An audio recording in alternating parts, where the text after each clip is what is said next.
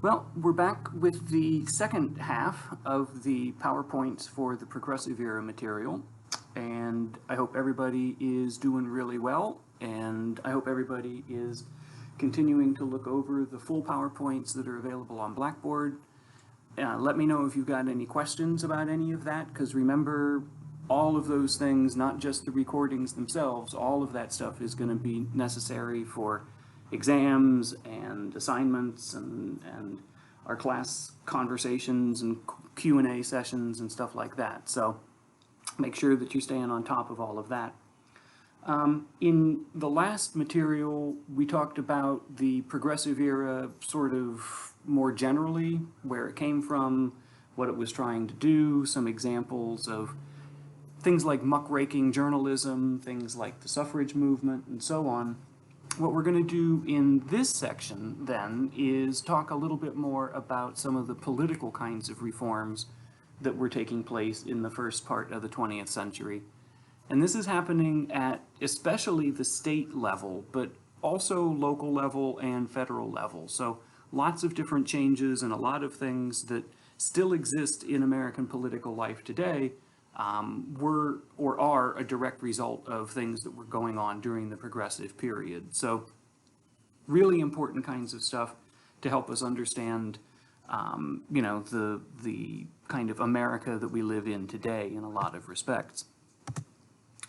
So the different levels of political reform during the Progressive Era, we have the local level, which primarily centers on cities, urban kinds of reform, the state level, and then the national level. So we'll kind of work our way up.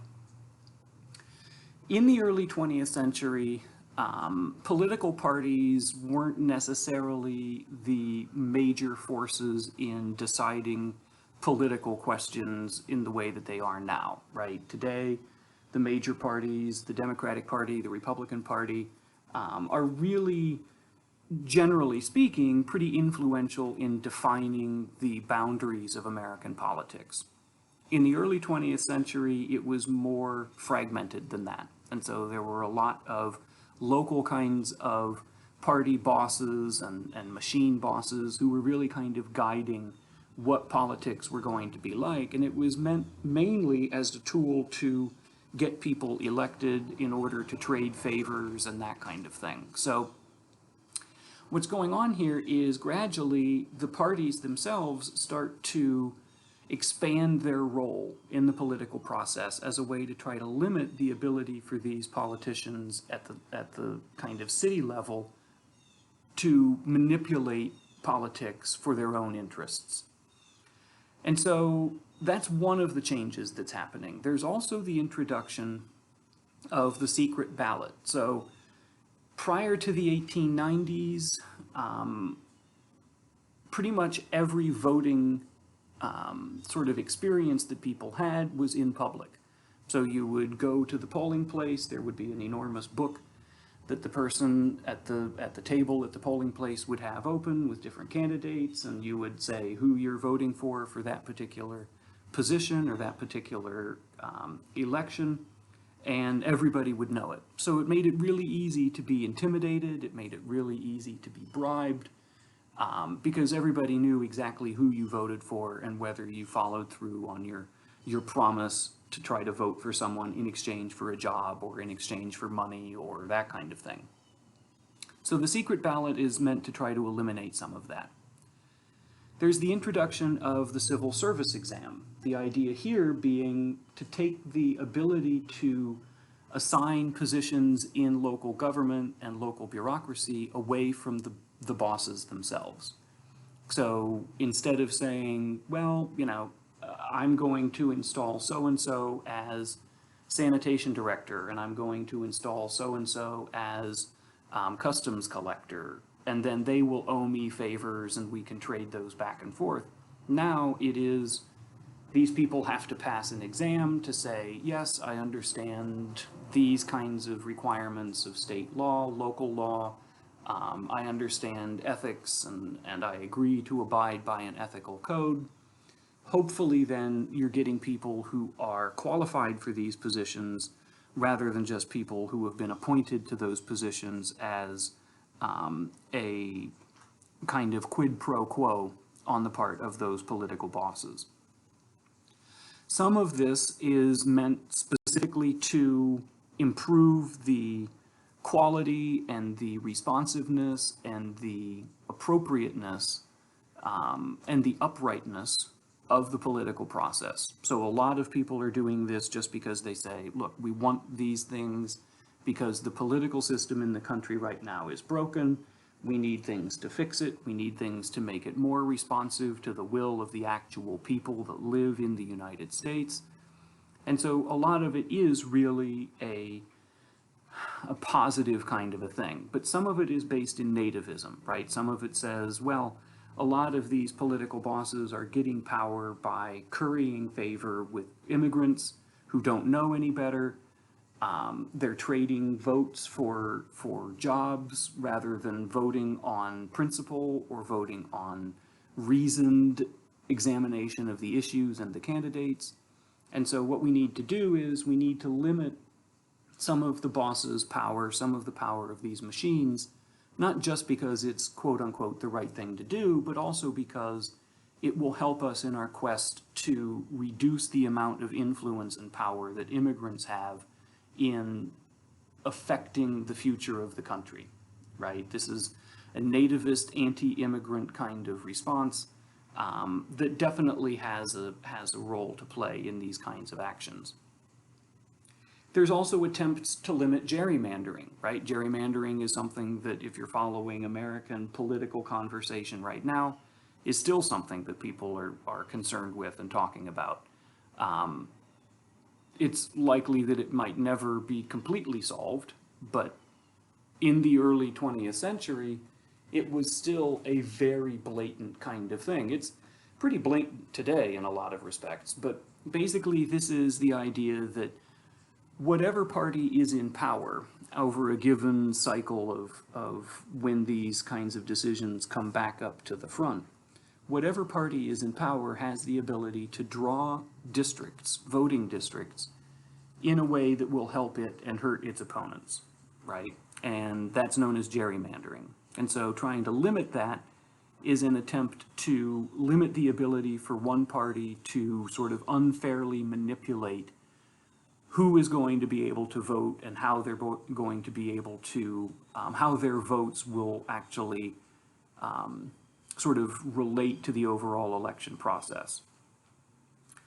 Generally speaking, there is this broader kind of concern with the power of corporations in influencing politics at the local levels, at the city levels. And there's also a concern that private industry isn't providing widespread access to public services or is potentially gouging its customers because of a lack of competition. And so this was something that we mentioned with the populists, right? The idea that things like telephones and railroads and electricity, those services should be either owned and operated by the government or at the very least strictly regulated by the government to make sure that people get it and that it's not at a price that is unreasonable. So a good example of a way that this is sort of tackled is in Cleveland, actually, and Tom Johnson, who's the mayor of Cleveland right at the beginning of the 1900s, decides that he wants to turn public transportation into a city service rather than it being run by private companies. And he also targets public utilities, especially electricity.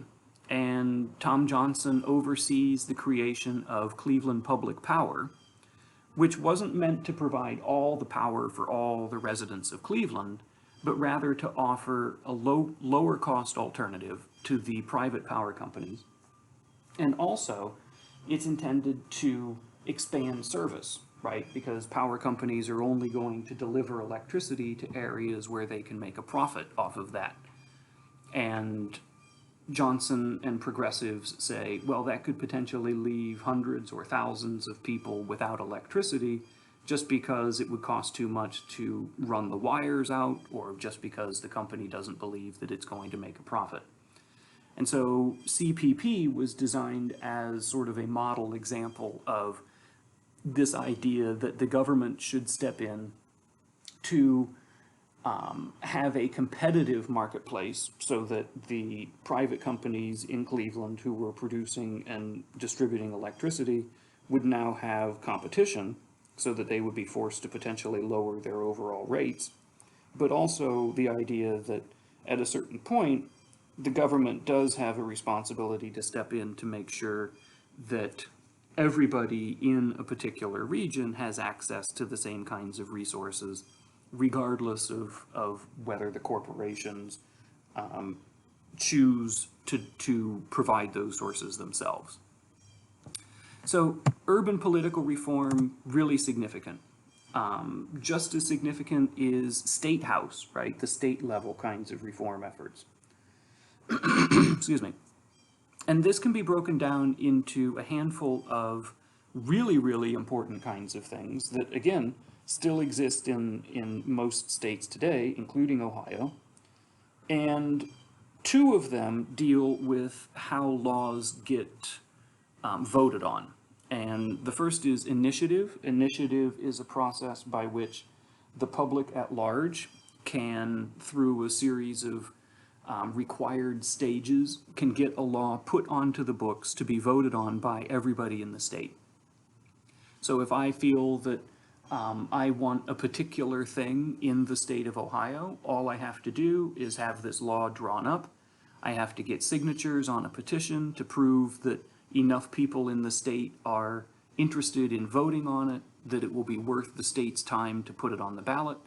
And then if I meet those requirements, it'll show up on the ballot in, March or May or October or November, whenever the appropriate election is going to happen, right? So that's initiative. It's creating a law that the public can vote on to determine if it's a law that they want put on the books. Sort of the opposite of that is what's known as referendum. Referendum is, especially if the state government passes a law and the state population isn't directly involved in getting that law created, I can sign a petition, I can create a petition to say, I want the people of Ohio to decide whether they actually want. So referendum is saying, if the public wants to get rid of a particular law, they can begin the process to allow that to be a general vote on the part of the population of the state. Recall, then, is kind of like impeachment in the sense that recall says, we don't believe that a certain elected public official is doing the job properly or maybe is criminally negligent or something along those lines. We can remove a politician by, once again, the electoral process. So all three of those things still exist in virtually all states. Some of them have different kinds of variations on how they run that. But they all are significant efforts by progressive reformers to say, we want more direct involvement by the public itself. So taking some of that power out of the hands of bosses, taking that power out of the hands of the politicians themselves in state governments, and putting that power directly into the hands of the voting population. Now, these things don't exist at the national level. So it's not as though I can say, look, I want a new national law that will be 80-mile-an-hour speed limits, right? I can't do that. It has to happen only at the state level. So it is limited in that respect, but it is certainly a change that opens up that process.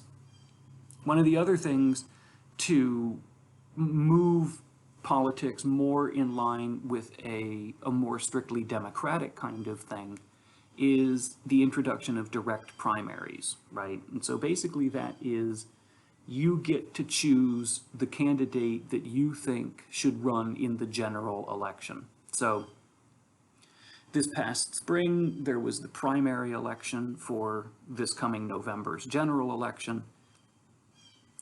And so if you were voting in the primary, you would go in, and in Ohio, you have to declare which party you're affiliated with, and they'll give you a ballot with all of the candidates for all of the positions within that particular party. And you get to say, well, you know, I really like so-and-so to be the candidate for president. So the Republicans throughout most of the country didn't really even allow anybody to put themselves in opposition to the president. And so people didn't have a chance to say, well, I don't think that Trump should run for president in the Republican Party. That was basically taken away from them. In the Democratic Party, if you declared as a Democrat in Ohio, you would go to the polls, you would have the Democratic ticket, and you could pick from any of the candidates who were still eligible and still running in the race at that time. I think Biden, obviously, Warren, I think, was probably there, Harris might have still been there, and so on, right? So you could say, well, I really like Elizabeth Warren. I think that she should be the candidate for president of the United States for the Democratic Party, so I'm going to pick her. So once again, it's taking that process out of the hands of political leadership and putting it more into the hands of the voting public itself, right? And so these are things that are designed to reduce the power of bosses, reduce the power of the political establishment, and move that power more over to the side of the voting public, right, to make it a more democratic kind of situation. One of the people who is really, really active in state house progressivism, state house progressive reform, is this man with maybe the best hair in American history, Robert Lafollette. Lafollette was a politician from Wisconsin. He was governor of Wisconsin for a while. He was senator from Wisconsin, and he ran for the presidency in 1924. He didn't win, but he runs for the presidency on the Progressive Party, which he was really responsible for creating. And Lafollette's idea was one that was very popular during the Progressive era, and that is experts should have a role in helping people make decisions, right, in helping to guide this sort of rapidly changing America. And in the case of Lafollette, he decided that he wanted to have direct access between state government and university-trained experts in political science or sociology or economics to help him make decisions and to help him try to guide the legislative agenda, right? This was known as the Wisconsin idea. And Lafollette tried very, very hard to reduce the influence of business leaders and the business community, as well as reduce the connections between politics and monopolies, and between politics and the money influence of business. And so Lafollette was sort of a guiding light in a lot of those kinds of state house progressive reforms. Some of them were successful for him, some of them less so, but certainly he was a major figure in national politics. Even though he was coming from a particular state, he was well recognized, especially among progressives, as being a leading figure in that reform effort. So national reforms, what kinds of things were happening at the federal level? Well, one of the things is we see a series of pretty significant kinds of constitutional amendments. We already talked about the 19th Amendment. The 19th Amendment goes into effect in 1920, and that's the one that finally grants women the right to vote. But it's certainly not the only thing that's coming out from the federal level at this time. The introduction of the very first federal income tax happens in 1913, so that's something to celebrate every year on your calendars. Everybody loves paying taxes. But it's designed because as the government starts to recognize or decide, let's say, because it's still a point of conversation and debate in politics today, as the government begins to move more in the direction of providing expanded services and having an expanded role in economic concerns, in political concerns, and social concerns, it needs more money to do that. And so the federal income tax, which goes into effect in 1913, is one of those things. that provides that revenue. 1913 is also the year when the Constitution is changed to allow people to elect their senators, because again, prior to that, the state governments themselves were actually choosing who would be senators from their state. So now, once again, that effort to try to put that more in the hands of the people themselves. The 18th Amendment, which we'll talk about more when we get into the 1920s, establishes prohibition. Basically, this was a progressive era effort to reduce the amount of certain types of criminal or immoral behavior by reducing the influence of alcohol, right? The concern was, well, people behave in these ways because they're drunk. And so if we just take away the alcohol, then they won't be able to abuse their wives or steal or, urinate on public buildings or, those kinds of things. Obviously, that's a very slippery slope, logically, but that was a big part of what Prohibition was designed to achieve. Early in the 1900s, there's also a changing recognition or a changing understanding of the government's role in regulating corporate activity and in terms of consumer protections especially. And so in the early 1900s, an author named Upton Sinclair publishes this book called The Jungle.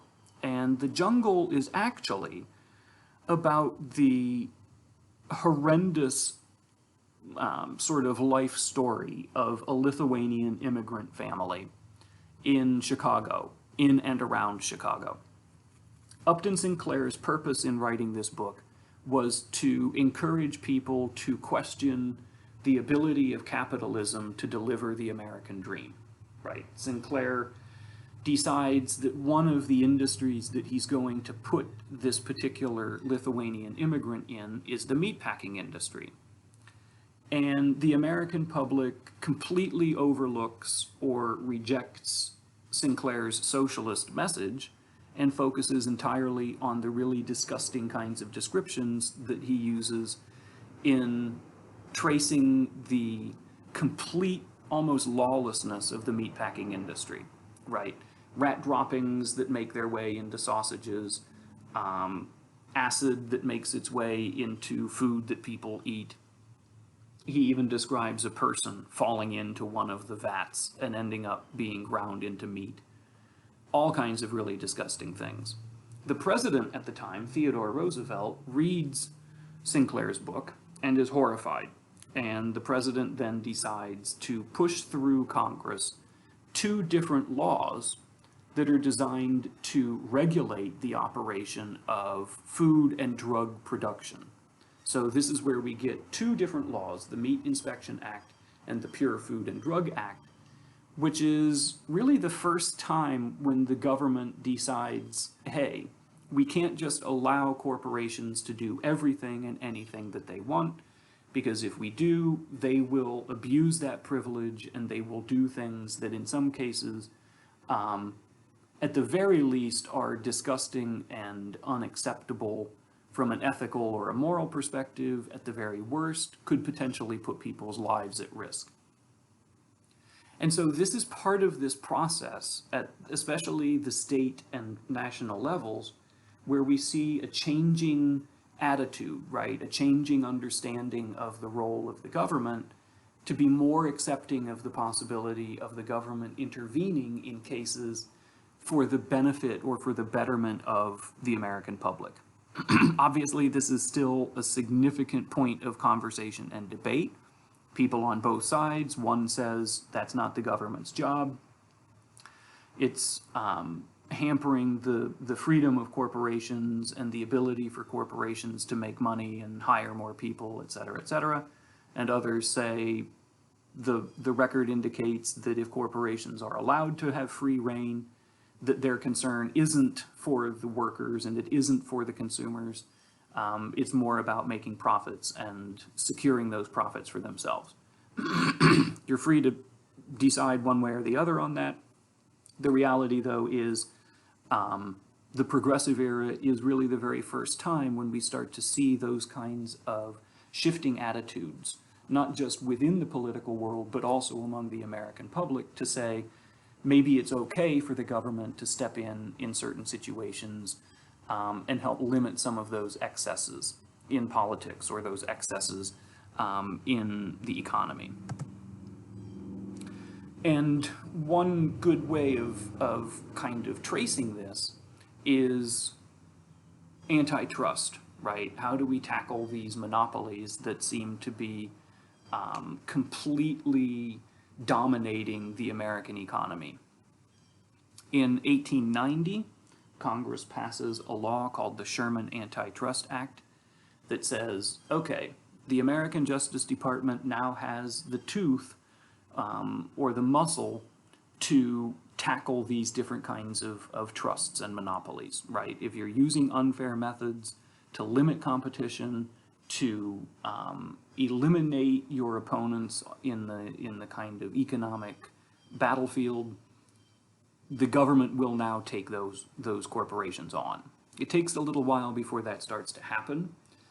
During Roosevelt's administration, then, we start to see the first of these court cases designed to address the matter of antitrust and monopoly. And one of those is called Northern Securities versus the United States, and it's finally settled and voted on by the Supreme Court in 1904. It's a very close vote, 5-4. Ultimately, the court says the government has the power legally to dissolve this trust, to break it up. It's a railroad trust in the northern states. And on the one hand, this says, okay, you know, government, go to it. If you want to take on other monopolies and other trusts, you're welcome to. On the other hand, the fact that 4 justices vote against this indicates that there is the possibility for what are known as reasonable monopolies. And so this is kind of tricky, right? Because this says, yeah, sometimes it's really bad to have a monopoly, and sometimes it's actually not that bad to have a monopoly. And so it is providing a little bit of wiggle room in terms of how different administrations and how the government in general decides to take on the question of monopoly regulation. It also says that there are ways that you can potentially regulate different industries without necessarily attacking monopolies per se, right? So the Hepburn Railroad Regulation Act is a good example of that.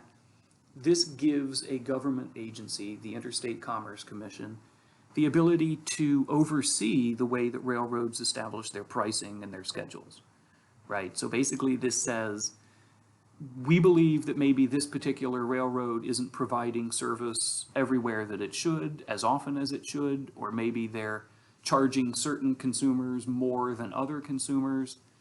And so we're going to step in and make sure that it is fair and equal across the board.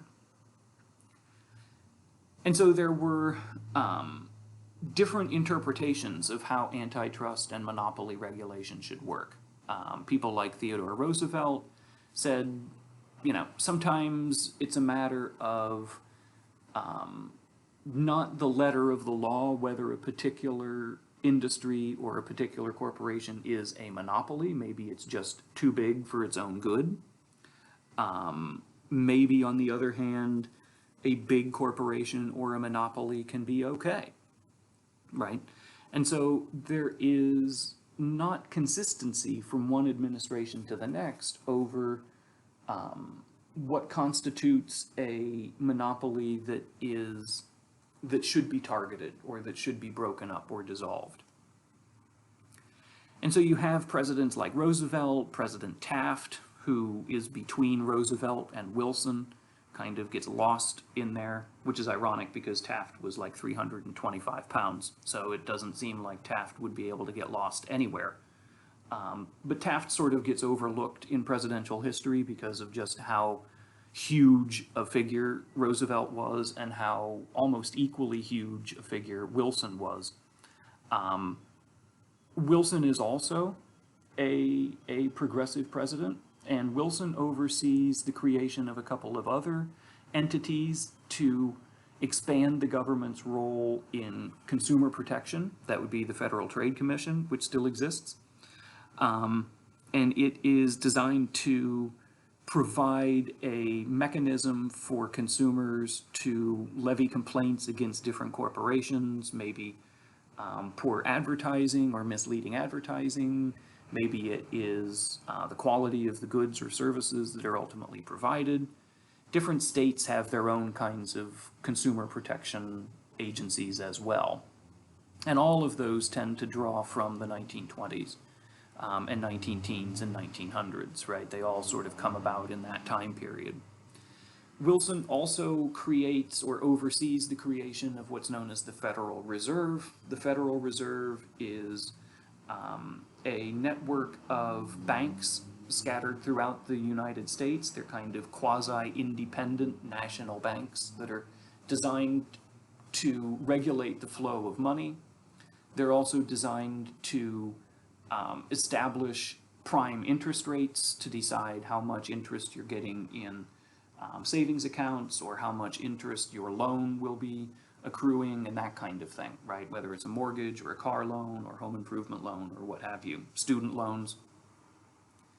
And so here again, the idea is the government is getting more involved in regulating or manipulating or influencing the operation of aspects of the American economy. On the one hand, it's in terms of consumer protections and providing consumers with a voice that they otherwise might not have had. On the other hand, then, it is the government saying these kinds of behaviors at the sort of in certain corporations are unacceptable. They're increasingly being defined as illegal, unethical, and from time to time it's the government's responsibility then, according to these ideas, to step in and regulate and oversee and sort of level the playing field, as it were. So a lot of these things are going to be long-term kinds of things in American life. Again, not everybody agrees on whether they are the right thing to do or not, but the reality is that this is the direction that the progressive era is initially kind of pushing the country. Now, a lot of that is going to expand dramatically during the 1930s with the New Deal. And then there is another expansion, especially of social programs, right? What we would call like welfare programs, Medicare and ADC and these kinds of things in the 1960s, right? And that's under Johnson's, what he calls the Great Society. But we'll get into that a little bit later. So apologies again, this was a little bit longer of a session than I normally prefer, but there really wasn't a good place to break things down more, more minutely, and so that's kind of the way it worked out. So our next topic then is going to be World War I, which we'll get into how the war begins, how the United States gets involved, what kinds of impact the war has on American life, and so on and so forth. So let me know if you've got questions about anything up to that point, and I wish you all the very best, and I will see you soon.